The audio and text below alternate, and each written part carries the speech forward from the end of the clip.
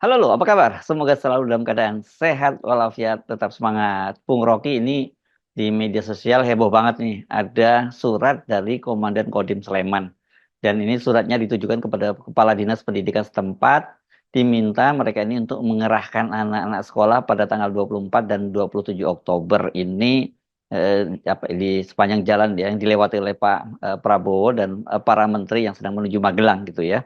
Dan ini kan mereka ini kan sekarang ini sedang berada di Lembah Tidar untuk mengikuti pembekalan lanjutan di Akademi Militer Magelang. Saya sungguh terkejut dan ternyata ini memang juga jadi pemberitaan juga di media gitu. Apa ini tidak bertentangan dengan semangat Pak Prabowo sendiri yang dia ngotot menyediakan makanan gratis itu kan pada anak-anak sekolah itu agar otak anak-anak Indonesia lebih cerdas. Bagaimana kamu cerdas ya kalau sering bolos karena dimobilisasi untuk mengeluh-elukan presiden dan para pejabat? Adalah hak anak-anak untuk bermain dan belajar. Hak anak-anak untuk menerima gizi di pagi hari itu. Itulah yang kita sebut sebagai upaya untuk memastikan bahwa SDM kita akan kuat di masa depan. Jadi kalau mulai ada upaya atau bahkan permintaan untuk pengerahan masa murid-murid sekolah untuk mengeluk-elukkan atau melambai-lambaikan tangan pada Presiden Prabowo, itu bertentangan dengan inti dari pendidikan. Kan kita mesti latih juga keterus terangan supaya jangan ada mobilisasi. Jadi tentu saya Pak Prabowo tidak memerlukan hal yang berlebihan. Bahkan Prabowo pernah mengatakan, jangan puji-puji saya. Kalau pujilah ide saya, tuh ikuti ide saya. Jangan mengeluk-elukkan saya, eluk-elukkan ide saya. Ide Prabowo adalah makan siang bergizi. Ide Prabowo adalah meningkatkan kapasitas pendidikan. Jadi kalau diliburkan justru itu mengurangi kemampuan sekolah untuk memaksimalkan kurikulum.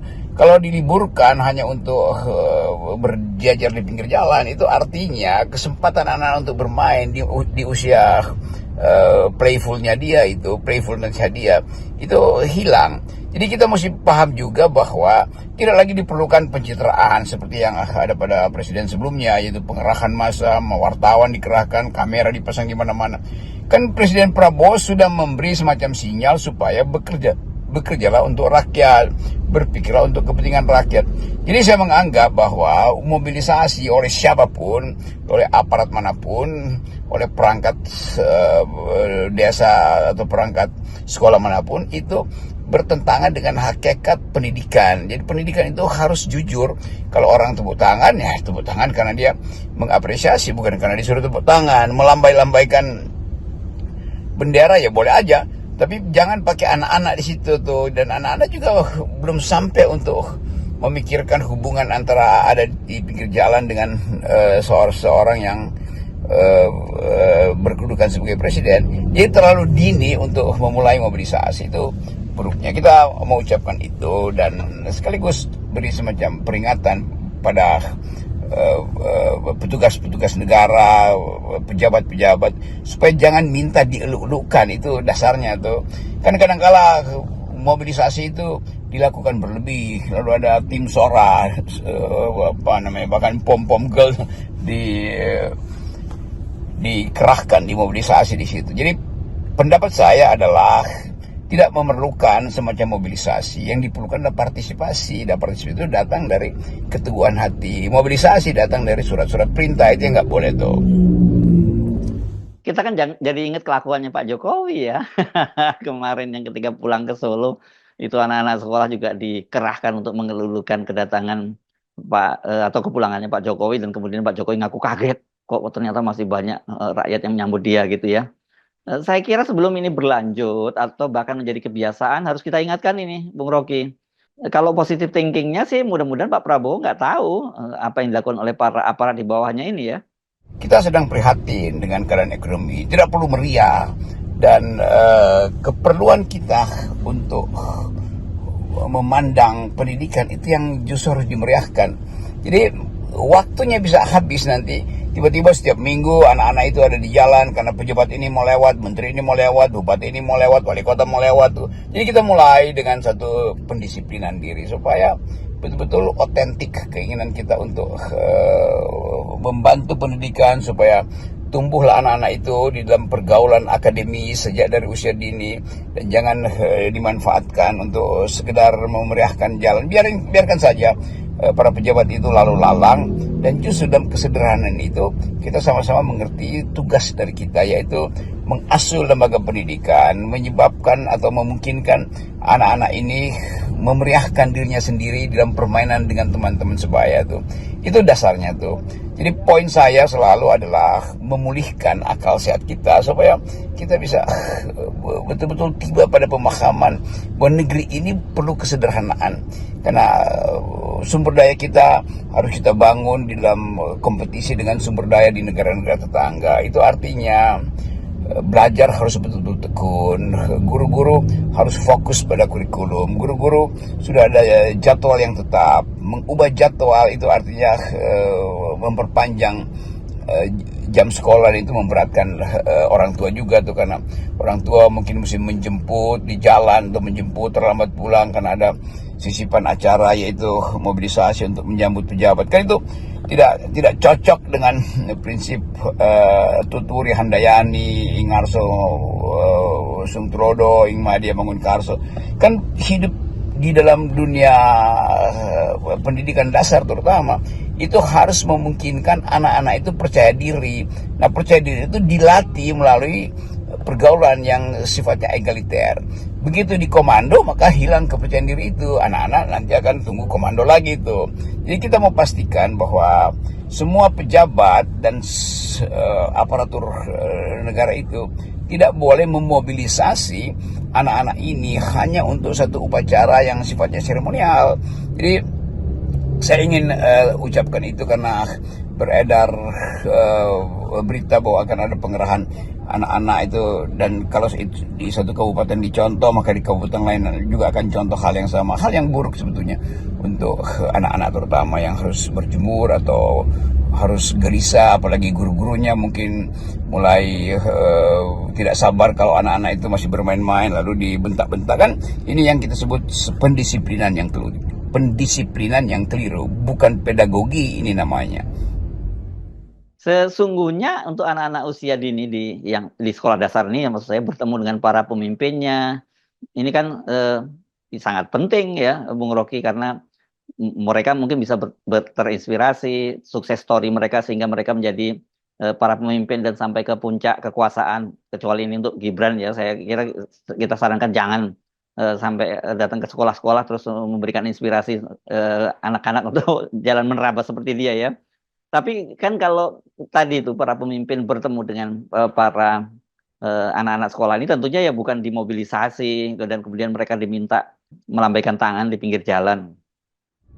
Sangat lebih bermanfaat bila di dalam kunjungan Pak Prabowo atau menteri misalnya atau petugas negara, aparat negara atau petinggi negara itu dia mampir ke sekolah-sekolah itu. Mungkin satu sekolah minggu ini, nanti di kabupaten yang lain lagi dalam rangka kunjungan mampir lalu ambil sedikit setengah jam untuk jadi pengajar di SD. Jadi anak-anak itu menunggu pejabat tiba di sekolah mereka untuk mengajarkan sesuatu. 20 menit cukup itu. Bukan anak-anak itu yang disuruh berbaris untuk sekedar melambai-lambaikan tangan. Jadi kita mesti ganti paradigma itu.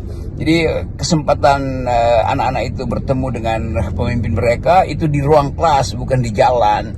Kesempatan anak-anak itu untuk bercakap-cakap dengan pemimpin mereka itu di dalam laboratorium, bukan karena harus menunggu berkeringat di tengah jalan. Jadi pedagogi itu artinya bertemu dengan pendidik. Pedagogi artinya menghasilkan semacam arah baru bahwa Indonesia atau negeri ini memang didesain untuk menghasilkan mereka yang bermutu dalam pendidikan. Jadi tidak boleh ada satu sinyal sedikit pun anak-anak itu dikerahkan. Jadi sekali lagi biarkan Pak Prabowo mampir di sekolah untuk mengajar 15 menit. Bukan anak-anak itu yang mesti nunggu di tengah jalan melambaikan tangan pada Pak Prabowo. Itu pikiran saya. Ya, itu intinya adalah tidak boleh ada mobilisasi anak-anak itu tuh. Saya kira juga nggak ada dalam ide Pak Prabowo untuk menunggu lampayan tangan anak-anak itu. Ide Pak Prabowo justru tadi adalah menyediakan makan gratis, yang makan bergizi itu dasarnya. Itu ada semacam mulai ada semacam kesalah kaprahan bahwa pejabat itu harus dilulukan. Tidak perlu dilulukan. Jadi kesempatan ini saya mau menegaskan bahwa dunia pendidikan kita justru harus menghasilkan partisipasi, bukan mobilisasi.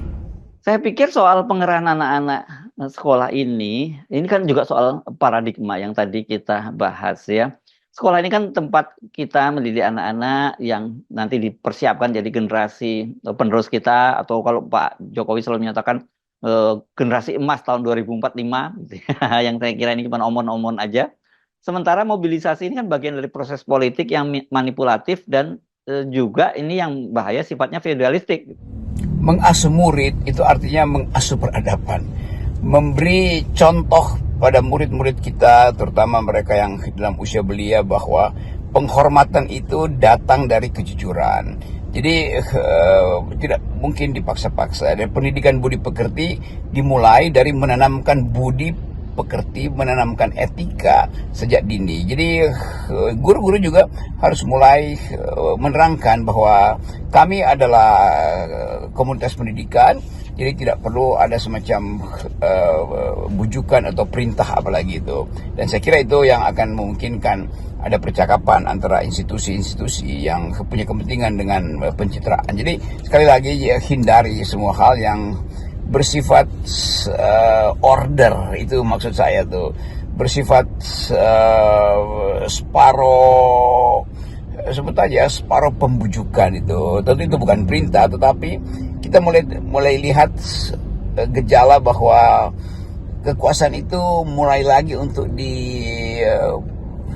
sebut aja dimuliakan tanpa dasar. Sebetulnya ini kekuasaan itu jadi mulia kalau betul-betul dia menghasilkan kemakmuran, dia menghasilkan keadilan, dia memungkinkan kita bercakap-cakap tanpa rasa takut. Jadi itu inti pikiran kita. Dan seterusnya ini harusnya berlaku juga di tingkat yang mungkin tidak terbaca oleh publik Jakarta, tetapi feodalisme juga bisa tumbuh di wilayah-wilayah di mana rasa persahabatan itu akhirnya dibatalkan oleh semacam perintah-perintah feodalistik. Dan para guru juga harus mulai untuk menyadarkan diri sendiri bahwa menjadi guru itu artinya menjadi teman berpikir murid. Dan murid yang merasa ditemani, dia akan bebas untuk mengeksplorasi imajinasinya tuh. Jadi pada teman-teman guru, selamat bertugas, dan kita sama-sama ada di dalam upaya untuk mencerdaskan kehidupan bangsa. Jadi bersama dengan akal sehat, bersama dengan sebut aja memang ada semacam dimensi pengabdian untuk memilih menjadi guru. Dan pengabdian itu yang justru terlihat pada keakraban di ruang kelas. Sekali lagi, hindari upaya untuk menjadikan anak-anak ini sekedar semacam dengan kata yang agak rumit, saya mau katakan, jangan anak-anak ini merasa dia hanya dipamerkan untuk menyambut seorang pejabat. Dan itu adalah pedagogi yang paling buruk. Anak-anak itu pada akhirnya akan mengerti fungsi dia sebagai murid ketika dia tahu bahwa dia diberi kebebasan untuk memilih, belajar dan bermain, dan bukan diperintah-perintah untuk hal-hal yang tidak ada hubungannya dengan jam sekolah. Jadi sekali lagi, pesan itu ada pesan peradaban. Tetap akal sehat. Salam akal sehat.